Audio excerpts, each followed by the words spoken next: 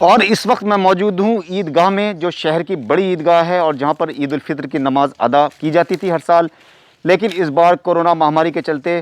یہ نماز یہاں پر ادا نہیں کی جائے گی۔ عید کا نظارہ دیکھ سکتے ہیں آپ، عیدگاہ میں صفائی ہو چکی ہے پوری طرح سے، چاروں طرف سے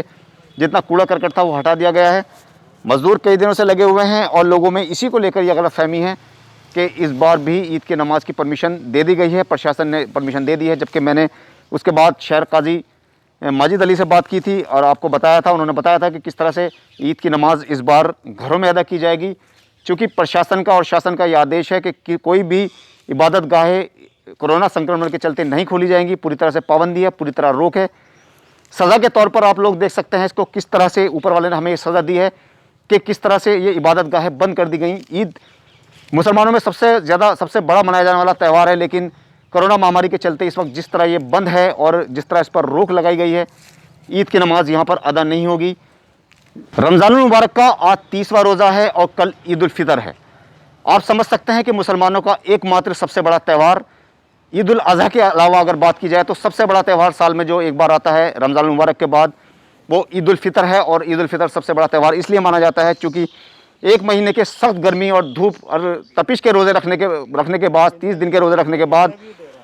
یہ دن آتا ہے۔ لیکن میں آپ کو پوری طرح بتا دوں، شہر قاضی ماجد علی کا انٹرویو میں نے آپ کو دکھایا تھا، جس میں انہوں نے کہا تھا کہ شاسن اور پرشاسن سے پوری طرح ممانعت ہے کہ کوئی عید کی نماز عیدگاہ میں نہیں ہوگی، گھروں میں یہ نماز ادا کی جائے گی۔ اب لوگوں کا یہ سوال ہے کہ گھروں میں عید کی نماز کیسے ادا کی جائے گی، چونکہ جو سال میں ایک بار عید کی نماز پڑھنے عیدگاہ میں آتے ہیں لوگ، ان کو بھی ہر بار ترکیب بتانی پڑتی ہے امام کو کہ کس طرح سے عید کی نماز کی نیت باندھیں گے۔ تو آج میرے ساتھ ہیں ارشد محمود قاسمی صاحب، جو صدر ہیں جمعیت علماء ہند بجنور کے، ضلع بجنور کے، یہ میرے ساتھ اس وقت موجود ہیں۔ آپ کا بہت بہت سواگت سر۔ میں جاننا چاہوں گا آپ سے کہ عید کی نماز کی جو بات چل رہی ہے اس میں کیا حقیقت ہے، چونکہ شہر قاضی نے تو صاف منع کر دیا کہ عید کی نماز پرشاسن کے آدیش پر عید کی نماز گھروں میں ادا کی جائے گی، لیکن لوگوں کا ایک سب سے بڑا سوال یہ ہے کہ عید کی نماز ہم ادا کریں تو کریں کیسے، ان کو طریقہ کیا ہے اس کا ادا کرنے کا، آسان طریقے میں آپ بتا دیجیے گا ان کو۔ مسئلہ کسی فرد واحد کا نہیں ہے، پرٹیکولر کسی نے منع کر دیا، کسی نے منع نہیں کر دیا۔ اصل میں تو اس ملک میں ہمارے جتنے بھی بڑے بڑے ادارے ہیں، جیسے دارالعلوم دیوبند، جیسے جمعیت علماء ہند، اور جتنے بھی مذہبی اسکالر ہیں، ممتاز مذہبی اسکالر پورے ملک ہے، انہوں نے باقاعدہ اسلام کی جو وچار دھارا ہے اس کو سامنے رکھتے ہوئے، کیونکہ پیغمبر اسلام جناب محمد الرسول اللہ صلی اللہ علیہ وسلم نے اپنی حیات طیبہ میں ایسی وبائی بیماریوں سے نمٹنے کی جو ہمیں ہدایات دی ہیں، اس کو اگر سب سے زیادہ کسی نے فالو کیا ہے تو آپ واشنگٹن پہنچیے اور وہاں کا جو سب سے بڑا ہاسپٹل ہے اس کے سامنے 150 میٹر لمبا ایک بورڈ لگا ہوا ہے اور جس پہ لکھا ہوا ہے کہ اس بیماری سے نمٹنے کے لیے صرف پروفٹ محمد صاحب صلی اللہ علیہ وسلم کے پاس اس کا علاج ہے، اور اس میں وضو کا طریقہ، اور وہ آپ کا حکم کہ وبا جہاں ہو تم اس وبا کی جگہ سے مت نکلنا، باہر مت جانا، اور جو لوگ وبا کی جگہ سے دور ہیں، صحت مند جگہ، وہ وبا کی جگہ نہ آئیں۔ اسلام اپنے ماننے والوں کو صحت کے لیے اور اسی طریقے سے حفظان صحت کے اصولوں کے لیے جو تعلیم دیتا ہے، یہ بھی اسی تعلیم کا حصہ ہے کہ دارالعلوم دیوبند اور تمام مذہبی اسکالرس نے حکومت وقت اور عالمی صحت کا ادارہ WHO، یونیسیف اور جتنے بھی اس کے صحت کے ماہرین ہیں، ان کو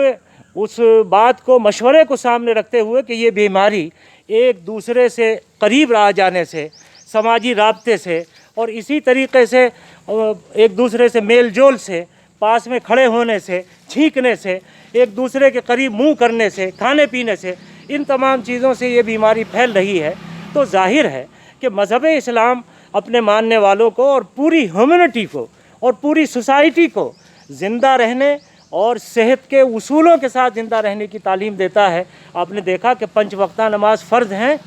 کبھی بچپن سے لے کے آج تک، بلکہ سینکڑوں سال میں کوئی ایسی نظیر نہیں ملتی۔ اسی کے ساتھ ساتھ جمعے جیسی قربانی مسلمانوں نے دی اپنے علماء اور اپنے اکابر، دارالعلوم دیوبند کی ہدایت کے مطابق، جمعیت علماء کی ہدایت کے مطابق، اس لیے کہ شاسن اور پرشاسن بھی وہ ہماری صحت کے لیے ہی فکر مند ہے، ان کا اپنا کوئی ذاتی فائدہ نہیں ہے۔ پوری رات جاگ کر اپنی جان ہتھیلی پر رکھ کر ان سرفروش یودھاؤں نے، جس میں پولیس پرشاسن کے لوگ، خاص طور سے ہمارے شہر کے DM اور ہمارا ایس پی بجنور اور اسی کے ساتھ ساتھ میڈیکل پیرا ملٹری میڈیکل فورسز کے جتنے بھی لوگ ہیں، اور اسی طریقے سے سواستھ کرمی معمولی سے لے کر اعلیٰ ادھیکاریوں تک، صفائی کرمیوں تک، یہ تمام لوگ ہماری بھلائی کے لیے، ہمارے ملک کے وزیر اعظم نے لاک ڈاؤن کیا وقت رہتے ہوئے 130 کروڑ لوگوں کی زندگی بچانے کے لیے، یہ سب اسی کا ایک حصہ ہے جو عالمی ادارہ صحت WHO کی ہدایت کے مطابق ہو رہا ہے۔ تو اسلام کی وچار دھارا کو سامنے رکھتے ہوئے یہ طے کیا گیا کہ جب 5 فرض نمازیں اپنے گھروں پر ادا کرنا اور اسی طرح جمعہ اپنے گھر پر ادا کرنا، مسجد میں صرف 4 آدمی ادا کر رہے ہیں، تو عید تو واجب نماز ہے، وہ فرض نہیں ہے۔ تو اس واجب کی ادائیگی کے لیے کیسے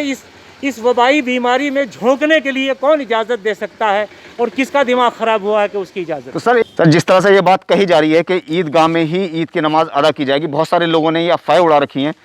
تو اس کو دیکھتے ہوئے سر آپ کیا سندیش دینا چاہیں گے، کیا میسج دینا چاہیں گے ایسے لوگوں کو جو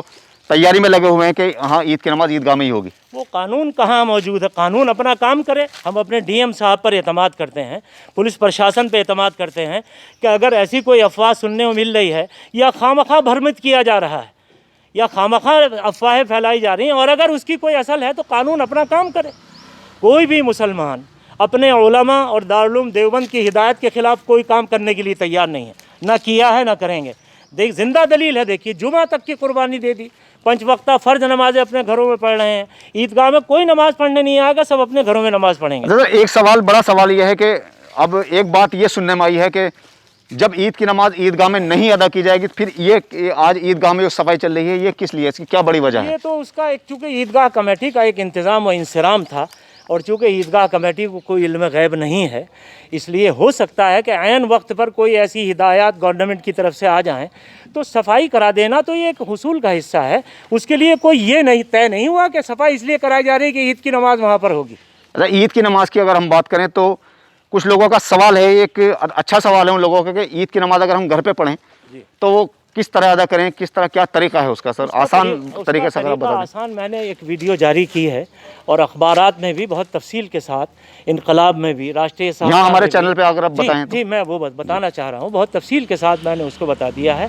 دیکھیے نماز مساجد میں جس طرح 4 آدمی پڑھ رہے ہیں، امام، مؤذن، خادم سمیت، وہ تو وہاں جماعت کے ساتھ نماز ہوگی عید کی اسی طریقے سے۔ گھر میں الحمدللہ بہت سارے لوگ ایسے ہیں جو دین کی سمجھ رکھتے ہیں، تو وہ نماز اسی طریقے سے جو نماز ہے عید کا، نماز پڑھنے کا اور پڑھانے کا طریقہ، اس میں یاد رکھنا چاہیے کہ عید کی 2 رکعت نماز جو ہے یہ واجب ہے، اور عید کا خطبہ جو ہے وہ واجب نہیں ہے، وہ سنت ہے۔ یہاں لوگوں کو غلط فہمی یہ ہے کہ جس طرح جمعے میں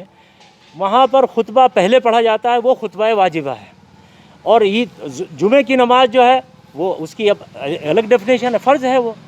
یہاں پر عید کی نماز جو ہے وہ 2 رکعت نماز پڑھنا جو شکرانے کے لیے ہم آتے ہیں اللہ کی طرف سے روزے دار بندوں اور بندیوں کے لیے ایک انعام اور اس کے لیے تحفے کی شکل میں، یہ اللہ کی طرف سے ہے، تو یہ واجب ہے، اور اس کا خطبہ سنت ہے۔ اگر کسی کو خطبہ یاد ہے تو وہ اس طریقے سے خطبہ پڑھ دے اس کو، اور اگر خدا نخواستہ وہ دیکھ کے بھی نہیں پڑھ سکتا، زبانی بھی اس کو یاد نہیں ہے، تو پھر کم از کم اتنا تو کر سکتا ہے کہ گھر میں کا جو بھی ممتاز آدمی ہو وہ پہلی رکعت میں اونچی جگہ پر کھڑا ہو جائے، چاہے 2 اینٹ رکھ لے، پہلی رکعت میں سورہ فاتحہ اور کوئی ایک سورت پڑھ لے، اس کے بعد بیٹھ جائے تھوڑی دیر، 5 سیکنڈ۔ کتنے لوگوں کا ہونا ضروری ہے اس نماز میں کم سے کم؟ اس کے لیے 4 آدمی کم سے کم ہونا ضروری ہے، اس کے علاوہ ہوں گے تو نماز نہیں ہونے۔ کیا اس میں عورتوں بھی سملت کیا جاتا ہے؟ شامل عورتوں سے کوئی مطلب نہیں ہے؟ عورتوں کے اوپر واجب نہیں ہے، نماز عید جو ہے وہ مردوں پر واجب ہے، امام اعظم ابو حنیفہ رحمۃ اللہ علیہ کے، اور ہم اسی پر عمل کرتے ہیں۔ تو دوسری رکعت میں وہ اسی طرح کھڑا ہو اور دوسرے خطبے میں اور کچھ بھی یاد نہیں تو درود شریف پڑھ لے اور بیٹھ جائے تو خطبے کی سنت ادا ہو گئی۔ اب اگر خدا نخواستہ گھر میں ایسا ہے کہ کوئی نماز پڑھانے والا بھی نہیں ہے، نماز پڑھنے والے موجود ہیں، تو اب وہ کیا کریں ایسی صورت میں؟ ان سے نماز پڑھانی آتی نہیں ہے، نہ وہ عملی طریقہ جانتے ہیں، تو وہ پھر چاشت کی 4 رکعت 2 رکعت کی نیت باندھیں اور چاشت کی 4 رکعت پڑھ لیں۔ تو یہ عید کی قضا نہیں ہے، لیکن اللہ کے حضور سجدہ شکر بجا لانا اور اس کی عظمت کا اعتراف اور اپنی عاجزی اور انکساری کا تذلل کا اعتراف، یہ اس کا طریقہ ہے۔ میں نے بہت تفصیل کے ساتھ اس کو بتایا ہے۔ اچھا، ایک سوال یہ ہے کہ جیسے عیدگاہ میں جب نماز ہوتی ہے تو زائد 6 تکبیریں ہوتی ہیں، تو اس میں ایسا کچھ ہے؟ جی ہاں، وہ زائد 6 تکبیریں تو ہوں گی، وہ جو آپ نے بتائی، وہ تو میں نے آپ کو بتایا، اور اس کا طریقہ یہی ہے دیکھیے نیت کا زبان سے کہنا شرط نہیں ہے، نیت نام ہے، دل سے ارادے کا نام کہہ لیا جائے تو بہت اچھا ہے۔ میں 2 رکعت نماز واجب عید الفطر کی میں 6 زائد تکبیروں کے ساتھ میں اس امام کے پیچھے اللہ کے واسطے ادا کر رہا ہوں۔ یہ اس میں 3 زائد تکبیریں پہلی رکعت میں ہوتی ہیں وہ، اور 3 زائد تکبیریں دوسری رکعت میں ہوا کرتی ہیں۔ اگر عید کی نماز ادا نہ کرے کوئی تو اس کے علاوہ کیا الٹرنیٹ ہوتا ہے اس کا الٹرنیٹ یہی ہے کہ وہ 2 رکعت چاشت کی نماز پڑھ لے، اس کی قضا نہیں ہے۔ قضا نہیں ہے۔ جی۔ اچھا ٹائمنگ کا کیا ہوا ہے اس کا کہ اس کے کتنے بجے سے ٹائمنگ کے کتنے بجے لیے- تک پڑھا جا اس کے سکتا ہے؟ ٹائمنگ کے لیے جیسے ہی سورج طلوع ہو جائے تو اس کے فوراً بعد میں مطلب سورج نکل جائے؟ سورج نکل جائے تو اس کے بعد میں اشراق کا وقت جیسے ہی شروع ہو جاتا ہے تو وہ وقت عید کی نماز کا شروع ہو گیا۔ سورج نکلنے کے کتنی دیر کے بعد؟ زوال سے بہت پہلے لگ بھگ ایک عام آدمی کی زبان میں جو یہ ہے کہ زیادہ آدھے گھنٹے بعد گرمی ضرورت بہت شدید ہو رہی ہے تو اسلام اپنے ماننے والوں کو کسی تکلیف میں مبتلا نہیں کرتا۔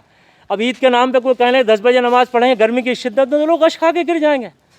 تو اس بنا پر جتنی جلدی ہو سکے اشراق کے بعد میں تو سورج نکلنے کے بعد میں اپنا نماز ادا کر لی جائے، اپنے گھروں میں نماز ادا کریں، سوشل ڈسٹینسنگ کا لحاظ رکھیں اور اسی کے ساتھ ساتھ لاک ڈاؤن پر مکمل پابندی کریں۔ اور میں اپنے تمام بزرگوں سے، نوجوانوں سے، ماؤں بہنوں سے، بیٹیوں سے کہوں گا کہ خدا کے واسطے عید کی خریداری کے نام پہ گھروں سے باہر نہ نکلیں۔ پرانے کپڑوں میں عید منانی ہے۔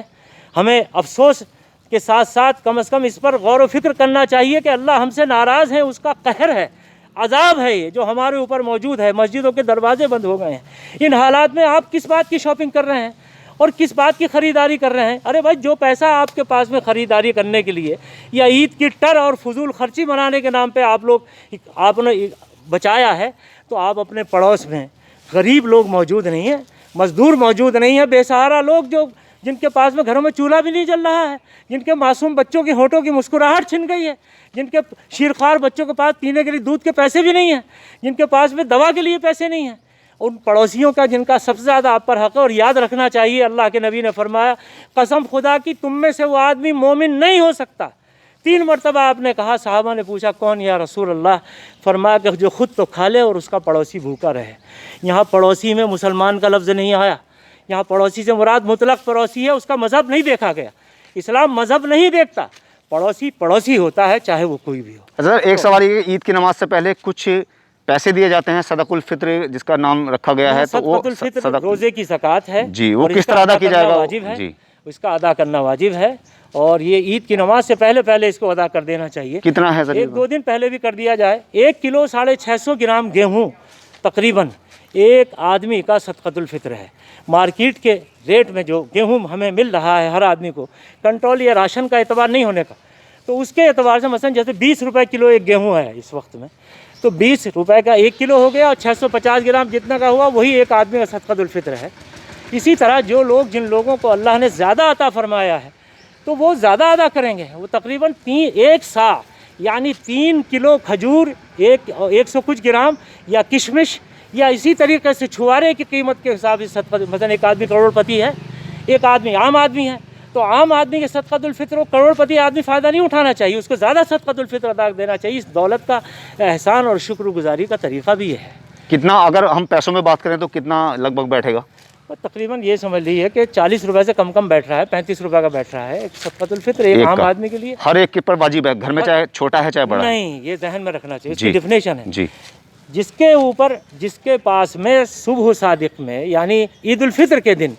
اس کی روزمرہ کی جو ضرورت ہے اس سے زائد اتنا سامان موجود ہو کہ اگر اس کی قیمت کو جمع کیا جائے تو 52.5 تولہ چاندی کے بقدر بیٹھ جائے، تو وہ آدمی صدقۃ الفطر ادا کرنا تو واجب ہے، زکوٰۃ اس پہ ذمہ واجب نہیں ہے، چونکہ زکوٰۃ کے لیے مال ہونا شرط ہے اور صدقۃ الفطر جان پر ہوتا ہے، اور زکوٰۃ کے لیے سال بھر کا گزرنا بھی شرط ہے مال کے اوپر، اور صدقۃ الفطر تو صرف جان پر ادا ہوتا ہے، چاہے بوڑھا ہو، جوان ہو، معصوم بچہ ہو، یہاں تک کہ عید الفطر کے دن صبح صادق کے وقت میں جو بچہ پیدا ہوا اس کا بھی صدقۃ الفطر ادا کرنا پڑے گا۔ مسافر جہاں ہے اگر وہ صاحب نصاب ہے یعنی اس کے پاس میں اتنا مال ہے تو وہ جانے کے بعد میں صدقۃ الفطر وہیں کے حساب سے ادا کرے۔ کوئی ملازم ہے دوسرے ملکوں میں تو وہ وہاں کے حساب سے ادا کرے، یہ نہیں گھر ٹیلی فون کر دے کہ صاحب 35 روپے ادا کر دیے۔ دیکھیے یہ آپ کو تفصیل کے ساتھ انہوں نے بتایا آپ کو کہ کس طرح سے عید کی نماز ادا کی جائے گی اور کس طرح سے صدقۃ الفطر واجب ہے اور کس طرح کس حساب سے دینا ہے، کیا نصاب ہے۔ اسلام میں اتنی آسانیاں دی گئی ہیں، اتنا اچھا مذہب ہے اور اس کو کیسے توڑ مروڑ کے پیش کیا جاتا ہے۔ اس وقت جو حالات چل رہے ہیں, جو صدقۃ الفطر ہے اس سے ان بچوں کا پیٹ بھر سکتا ہے, ان کو وہ بچے کپڑے پہن سکتے ہیں, وہ لوگ کھانا کھا سکتے ہیں جن کے گھر میں کھانے کو نہیں ہے. جو پریشان ہیں اس وقت ان کے لیے کتنا بینیفیشیل ہوگا صدقۃ الفطر دینا. اور بہت مولوی صاحب نے بہت اچھی بات کہی کہ مارکیٹ میں شاپنگ نہ کر کے ان لوگوں کی مدد کی جائے جو لوگ اس وقت روٹی کو پائی کو پریشان ہیں. ان کی جس طرح سے بھی ہو سکے آپ ہیلپ کیجئے, کرائے سے, کھانے سے, پانی سے, جیسے بھی اس کو ہیلپ کر سکتے ہو آپ, ان کو ان کے گھر تک پہنچانے میں ان کی مدد کیجئے. غیر مسلم محتاج فقیر